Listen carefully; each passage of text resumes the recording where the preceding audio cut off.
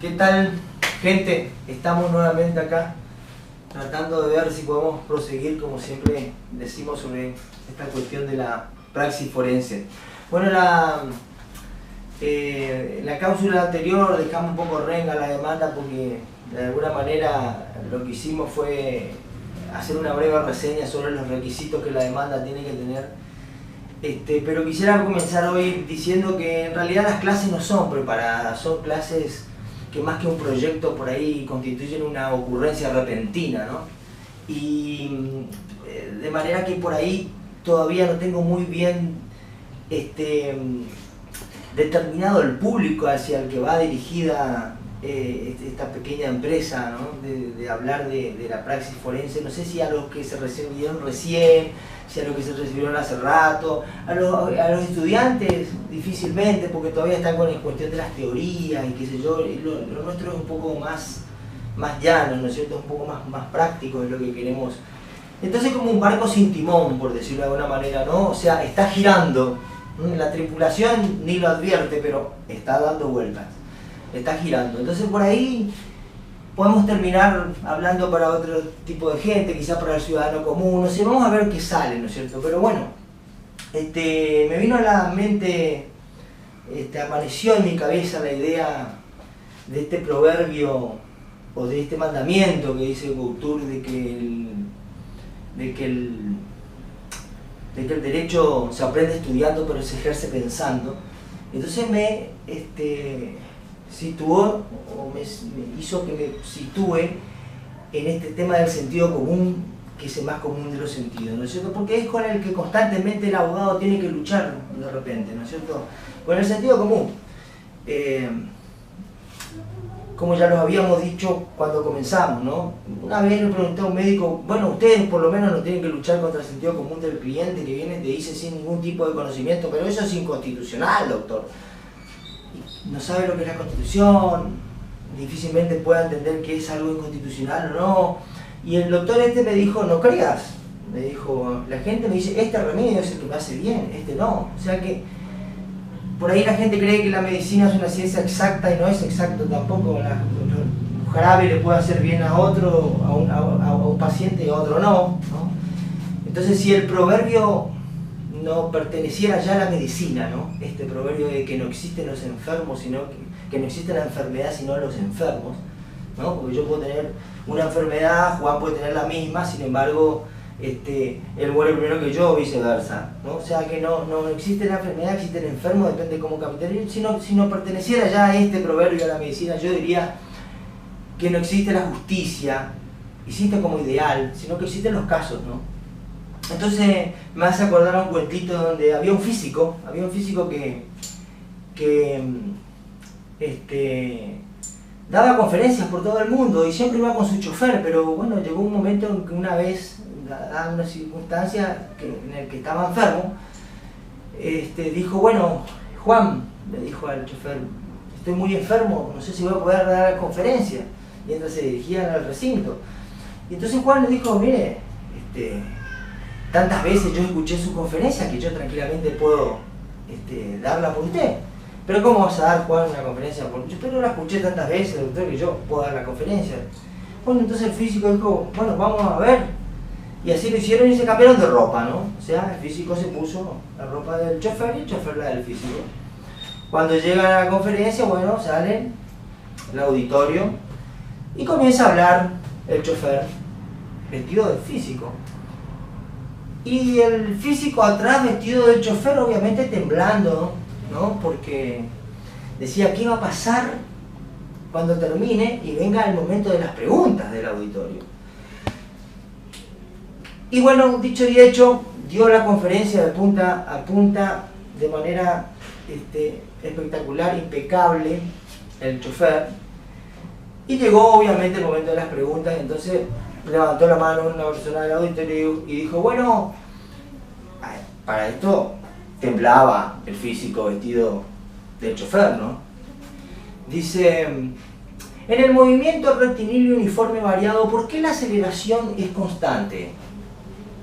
Obviamente, ante esa pregunta que desconocía su respuesta, el chofer vestido del físico, Pero mi amigo dijo, ante la pregunta, ante el interrogante, eso es tan fácil que hasta mi chofer se lo puede contestar. Decirle, Juan, esto es el sentido común. El sentido común es lo que necesitamos para entender la estructura de un proceso. Por eso yo quiero hablar un poquito hoy de la estructura del proceso ordinario, civil ordinario, de la estructura básica, muchachos. ¿Entendés? Y si me acompaña acá a la cámara vamos a ver cómo comienza, cómo se desarrolla y cómo termina de una manera básica. Después veremos la importancia y cómo se complejiza esta situación, ¿no es cierto? Y hago alusión al sentido común con antelación, y alusión al sentido común, porque muchas veces se necesita sentido común. Esto que yo creería que todo el mundo sabe, me encuentro con colegas que por ahí saltean etapas, ¿no? Entonces, bueno, empieza con la demanda, la cuestión acá, ¿no? La demanda. La demanda, ya vimos la otra vez los requisitos que tienen que tener, ¿no es cierto? Que sería, que después lo vamos a ver bien más pormenorizada y detalladamente, ¿no es cierto? Como los domicilios, los nombres de los demandantes, los sujetos demandantes demandados, la cosa, los hechos en que se funda, el derecho en que se apoya, el petitorio, que ya más o menos después lo vamos a ver.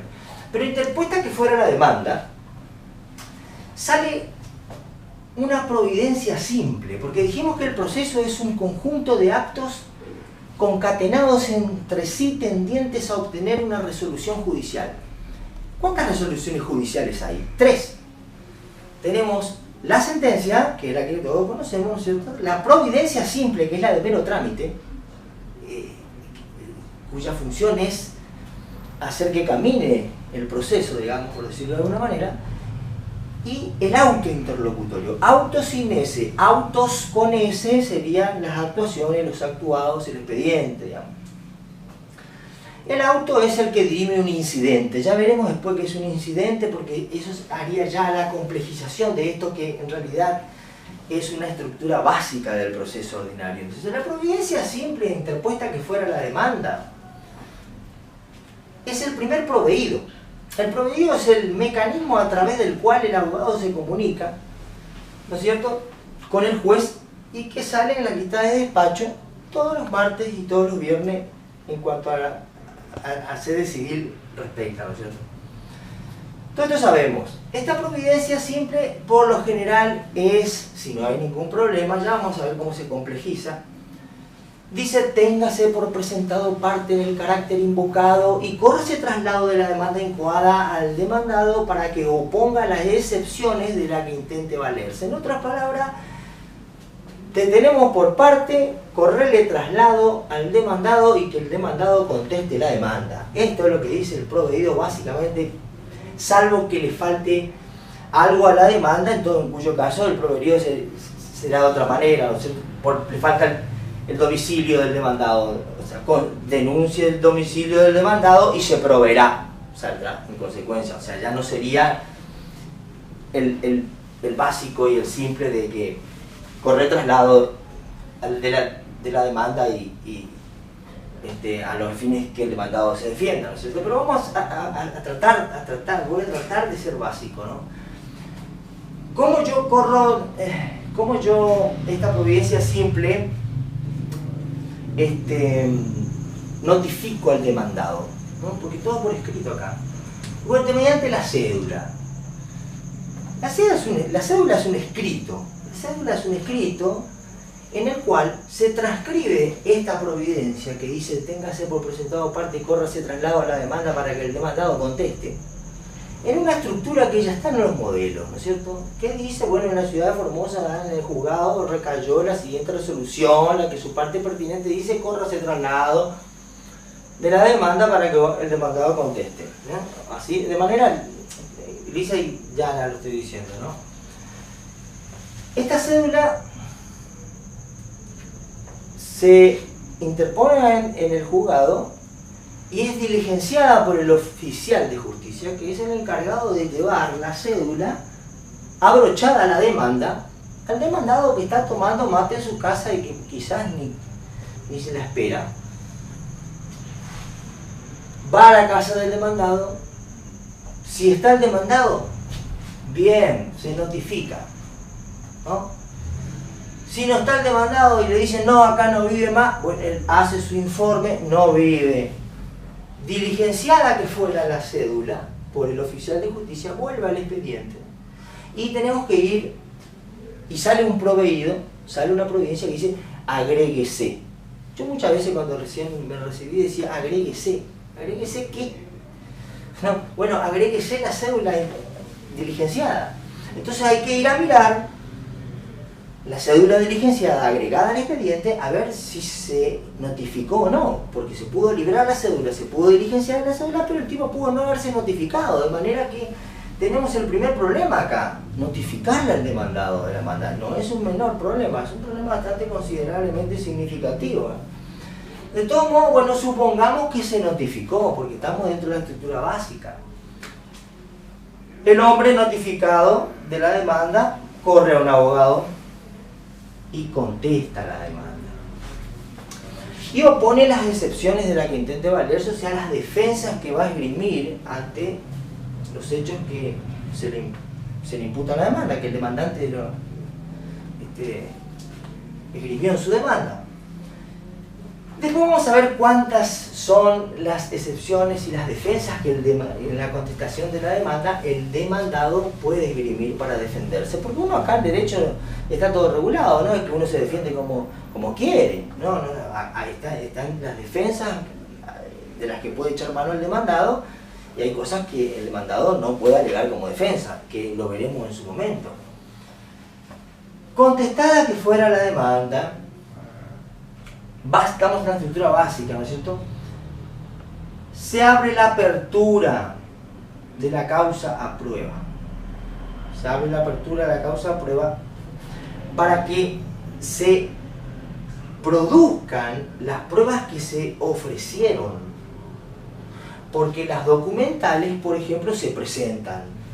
Y las demás, como periciales, testimoniales, reconocimiento judicial, que vendría a ser el que el juez vaya a ver el lugar en caso de que sea necesario, estas se ofrecen, no se presentan, se ofrece un testimonio, se ofrece una informativa, se ofrece una pericial, para que en el momento procesal oportuno, que sería esto, una vez que se contestó la demanda, en la apertura de la causa a prueba, se produzcan aquellas pruebas que se ofrecieron. ¿Cómo se produce una testimonial que se ofreció?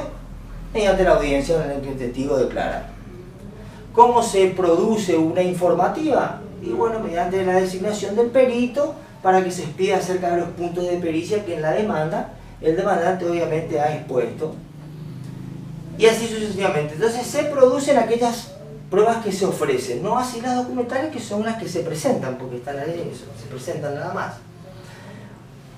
Este es el núcleo central del proceso ordinario, porque acá hay una audiencia, que es la audiencia preliminar. Esta audiencia tiene como objeto principal, primero, que las partes traten de arribar a un acuerdo, porque ese proverbio que lo manejamos como un estándar, como un estandarte, quiero decir, de que más vale un mal arreglo que un buen juicio, ¿entendés? Porque el juicio siempre implica dinero y tiempo, tiempo y dinero, y por ahí se pierde los dos, el tiempo y el dinero. Entonces por ahí sí se puede llegar a un acuerdo mucho mejor. Obviamente se trata de resolver las cuestiones, no de hacerlas más largas. Entonces en esta audiencia, que acá en la ciudad de Formosa, gracias a Dios, es siempre precedida, siempre atendida, siempre llevada a cabo ante su señoría bajo pena de nulidad, no así en Buenos Aires y en otros lugares donde el juez ni aparece. Acá nuestros jueces, yo tengo que decir que tienen cierta experiencia en este tema de tomar las audiencias preliminares. Y es muy importante esta audiencia, porque en caso de que las partes no puedan arribar a un acuerdo, bueno, entonces la jueza o el juez, ¿no? Digo jueza porque la mayor parte de los magistrados en sede civil son mujeres. Entonces el juez determinará cuáles son las pruebas conducentes y cuáles no. Una vez que no haya acuerdo, entonces se abre la apertura de la causa a prueba si existen hechos contradictorios. Si no existen hechos contradictorios, el juez puede declarar la causa de puro derecho. ¿Qué quiere decir de puro derecho? Que el juez simplemente va a decir quién tiene derecho y quién no. Nada más, porque las dos partes, los dos sujetos del proceso dicen lo mismo. O sea, uno dijo blanco y el otro dijo negro. No, los dos dijeron blanco. Nada más que uno dice tengo derecho yo y el otro dice tengo derecho yo. Entonces declara de puro derecho. Esto puede pasar en la audiencia. Primer punto, intentar que las partes lleguen a un acuerdo para poner fin al conflicto que los llevó a proceso. En caso de que así no sea, el juez determinará las pruebas que son conducentes a la averiguación de la cuestión objeto de autos con S, ¿no? de los actuados, y cuáles no son conducentes, ¿no? Una vez determinadas cuáles son las pruebas conducentes y cuáles no, se larga la primera prueba, se produce la primera prueba, que es la absolución de posiciones. Y después le vamos a dedicar un bloque cortito a la absolución de posiciones, porque siempre estudiaron en la facultad, estudiamos, me incluyo, la absolución de posiciones, y nunca nadie sabe qué es exactamente la absolución de posiciones y por qué se llama absolución de posiciones. Porque hemos transitado por la audiencia, hemos intervenido y nos hemos involucrado en absoluciones de posiciones y nunca supimos cómo hacer las posiciones o hicimos mal las posiciones y por qué se llama absolución de posiciones, porque es una terminología un poco extraña, absolución de posiciones, pero después vamos a ver la absolución de posiciones. Absuelven posiciones las partes, el demandado y el demandante. En esa audiencia en la que no hubo acuerdo, en la que se determinó, por no haber acuerdo, cuáles son las pruebas conducentes y cuáles no, se largan la primera prueba, la producción de la primera prueba, que es la absolución de la absolución de posiciones, que sería la confesional. Es el mecanismo instaurado procesalmente con el objeto de que las partes confiesen, ¿no? Y después vamos a ver cómo se desarrolla. Mediante posiciones que no son preguntas precisamente, pero ya lo vamos a ver. Producida que fuera la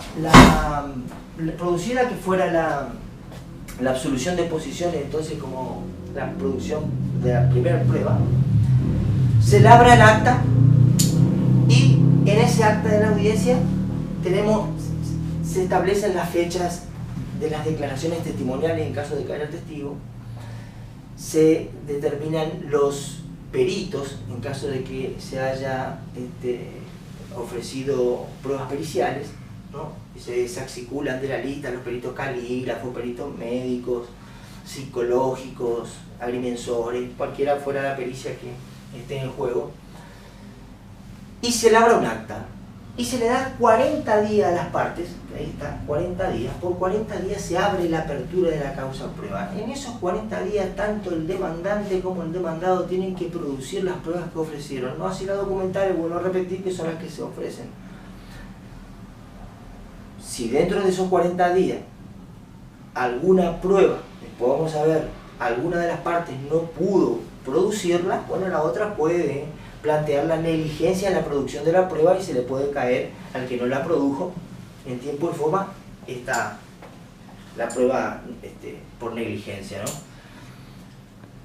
Después de los 40 días y de que se hayan producido todas las pruebas ofrecidas, viene la clausura de la etapa probatoria.